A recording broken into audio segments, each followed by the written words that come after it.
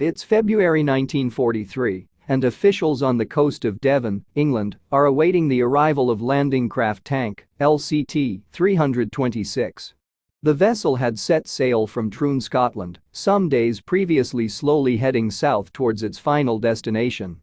But those waiting for it to dock would be waiting forever. LCT-326 vanished en route, and no one had a clue what happened to it for nearly 8 decades. 77 years after this World War II vessel vanished without a trace, experts have finally untangled the mystery. LCT-326 had a simple mission on the day it left for Devon. The specialized vehicle, designed to carry tanks and deliver them to shore, was part of a transit cruise from Troon. The flotilla made slow progress, perhaps a precaution because of the heavy weather that day, as described in an article by The Guardian newspaper published in May 2020. But careful traveling didn't save the LCT-326 from its mysterious fate. Somewhere along the way, the vessel disappeared with all 14 crew members on board. Of course, people had their theories as to what had happened. But it would take 77 years for experts to uncover the truth of what had become of the landing craft tank. Some years previously, the extended evacuation of Allied forces from Dunkirk in 1940 had thrown a problem into sharp relief. Namely, during the retreat the troops had to leave behind otherwise good equipment because they hadn't possessed a vessel that could bridge the impassable gap between the land and the sea. Prime Minister Winston Churchill himself was moved to ask, when would the military be able to transport tanks for overseas battles? At first, the British forces modified a trio of shallow draft tankers so that they had a hinged door at the bottom. This would open so that soldiers could unfurl a 68-foot ramp, which would provide the bridge they needed to drive tanks to and from shore. The temporary design wasn't the best solution, but the idea was precisely what Churchill had in mind. The British eventually entrusted their American allies to produce what would become known as landing ship tanks, or LSTs. They built 328-foot-long vessels that could transport 2,100 tons of cargo. And each one came with an improved ballast system, which provided stability to the LSTs when sailing and could be jettisoned during landing duties. The bow of each LST had built-in doors that opened up to create a 14-foot-wide pathway to shore.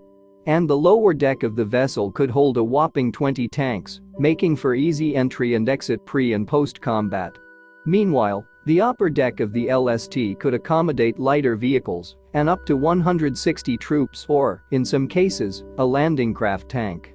The massive LST earned the nickname Large Slow Target, based on the speed or lack thereof with which it moved through the water.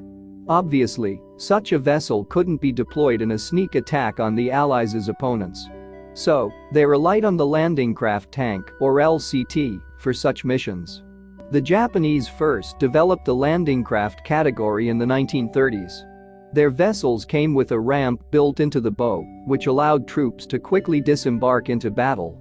British and American forces quickly came up with blueprints to replicate this feature, eventually working it into 6 types of vessels and landing craft. One of them was called the Landing Craft Tank, or LCT. The British developed this specific type of vessel, and nearly 1,500 of them were mass-produced in the United States.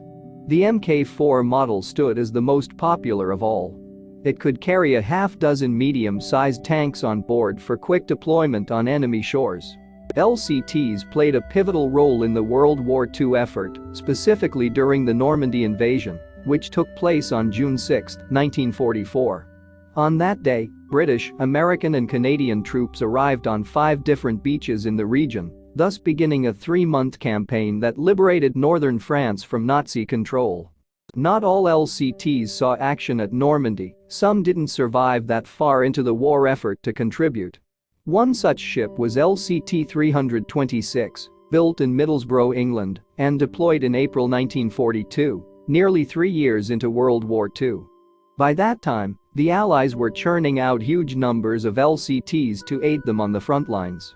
LCT-326 was meant to join the fold, but its story ended before it reached the front lines of World War II. Instead, the ship's crew, which was made up of 14 sailors who hailed from both Scotland as well as Bristol, Manchester and parts of Yorkshire in England, set off on a routine journey that sparked a mystery which endured for nearly 8 decades. Although the Mk4 proved to be the most popular type of LCT in the World War II effort, LCT 326 was an example of the Mk3 class of vessels. It was built specifically to navigate short journeys across the English Channel to mainland Europe. Sometimes, though, such craft did make longer treks to the Mediterranean, for example, although this meant sailors had to bunk in less than luxurious conditions. In total, the Allies counted 311 LCT Mk3 class ships in their arsenal. The ships measured in at 191 feet in length, and they could reach a speed of up to 10 knots. Later updates added another knot to the vessel's speed potential, but the LCT 326, ordered in 1941 and finished the next year, was part of the original batch of boats.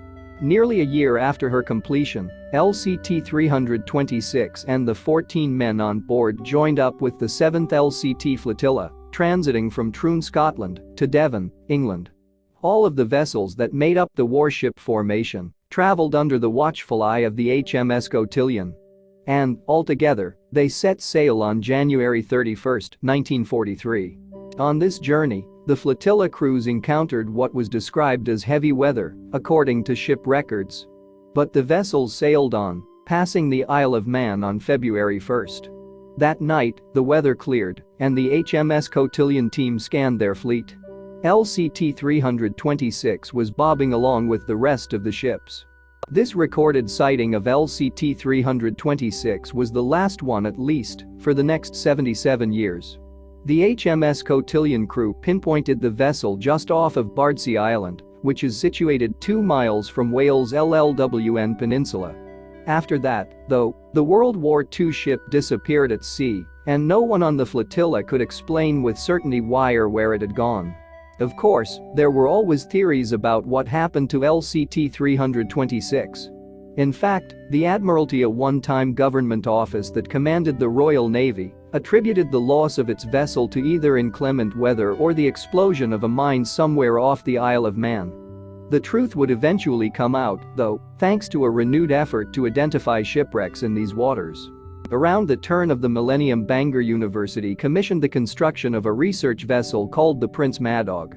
The £3.5 million ship, equivalent to $4.3 million US, was built to aid the school's teachers and students in the biology, chemistry, physics and geology departments.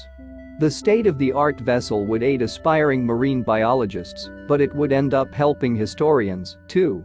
Bournemouth University historian and archaeologist Dr. Innes McCartney joined forces with Bangor University's team of marine technicians and scientists to survey Welsh waters from the decks of the Prince Maddog. McCartney explained the purpose of their mission in a Bangor University news release in the same month. The historian said, "The aim of this particular piece of research is to identify as many offshore wrecks in Welsh waters as possible and shed light on their respective maritime heritage." This aspect of the project has resulted in many new and exciting discoveries relating to both world wars. The Prince Maddog has the technology required to swiftly identify shipwrecks on the seafloor.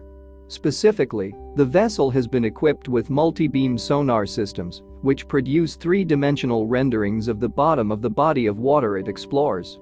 The resulting images are so clear that scientists have been able to positively identify ships and explain why they went down. Obviously, this information helps historians to say with certainty what happened to long-missing vessels from the world wars. But experts expect to use the data gathered on the Prince Maddog to understand the biological effect that shipwrecks can have on undersea ecosystems, too.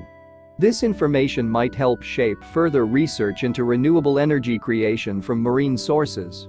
Specifically, Wales' marine renewable energy, or MRE, sector has the potential to flourish thanks to its ever-moving waves and churning tidal power.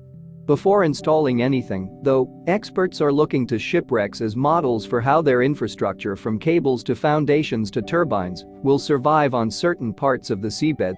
The uncovered shipwrecks show how sediments and currents can wear down particular materials. They also show the environmental impact of such deterioration. On top of that, researchers look at sunken ships as potential artificial reefs, which can revive marine ecosystems with more fish, whales, birds and dolphins. In a May 2020 Bournemouth University press release, head researcher Dr. Michael Roberts explained this mission further. He said, establishing the identity of these offshore wrecks and thereby determining how long they have been submerged is crucial in helping us understand how structures interact with marine processes on timescales that are of great interest to the marine renewable energy industry. Roberts added that uncovering shipwrecks saved them a lot of time in the lab spent sleuthing the same information. He said, wrecks and their associated physical and ecological footprints can often provide us with preliminary insights on the nature and properties of the surrounding seabed without having to undertake more complex, challenging and expensive geoscientific surveys. But for researchers specializing in World War II-era ships and shipwrecks, the Prince Madog survey would provide answers about the past, not the future. In 2019, the team found remnants of a shipwreck off Wales' Bardsley Island, far from the Isle of Man, the hitherto suspected final resting place of LCT-326. However, with sonar providing them clear details about the sunken vessel off of Bardsley Island, historians could positively identify it as LCT-326, a whopping 77 years after it had vanished while traveling with a fleet of similar ships. Finding its watery grave was an unexpected outcome for the Prince Madog team. And it took a few steps for them to positively identify the 77-year-old shipwreck. Firstly, they used the sonar-provided data to map out the sunken ship's dimensions and analyze its appearance. This step helped them narrow down the type of vessel they had found. Soon they knew for sure it was an LCT. Then, the Prince Madog team examined the archives to match the shipwreck with reported losses in the area. What they discovered aligned perfectly with the last known movements of LCT-326, so they believed that the vessel was most likely the World War II ship that had mysteriously disappeared mid-transit. The team hadn't found the LCT-326 near the Isle of Man, nor was it directly off of Bardsley Island. Instead, they found the vessel approximately 25 miles south of its last logged location. If it sank there, then it had continued along its proper course after the HMS Cotillion made one final note of its coordinates. But LCT-326 appears to have hit heavy seas, waters so rough that they managed to split the wartime vessel in half. Both pieces of the tank transporting ship remained afloat for enough time that they could drift 130 meters or 426.5 feet apart. Then, they sank to the seabed. Of course, this is only one possible explanation as to what happened to LCT-326. Experts still can't rule out the possibility that the ship collided with another vessel or that it struck a mine and cracked in half that way. But the evidence appears to confirm that it was just a huge accident, a heartbreaking one for the 14 crew members on board. On that note, the discovery of LCT-326 means that the Admiralty's records can be amended to accurately show what happened to the crew aboard the World War II vessel. Not only that, but each fallen sailor will have their resting place properly recorded in the Royal Navy's records as well. The same sonar-based evidence has rewritten shipwreck records beyond Welsh waters, too. In the Irish Sea, a similar survey has found that 40% of the wreckages that they had previously mapped were incorrect. Now, undersea images, combined with historical records, are clarifying what went down and where. And, as more shipwreck data comes to light, it paints a more accurate picture of the world wars and how they affected countries around the world. Although more famous battles and blitzes took place elsewhere, the United Kingdom's coastline saw plenty of water-based conflicts, and every rediscovered shipwreck serves to reiterate that point. And the ships trawling through British waters were not just Royal Navy vessels. Irish, French, Russian, Portuguese, Norwegian and even German ships made their way through the country's seas and channels. Some of their long-lost ships and sailors may come to light with the help of such sonar scanning techniques. So, eventually, historians will be able to chronicle even more accurate accounts of what happened in the waterways surrounding the United Kingdom. And, of course, their work will serve another purpose. The shipwreck's ability to withstand life underwater since their untimely demise will inform experts as they seek to create environmentally friendly infrastructure in the Welsh Seas and beyond. Thanks for watching, and don't forget to like and subscribe.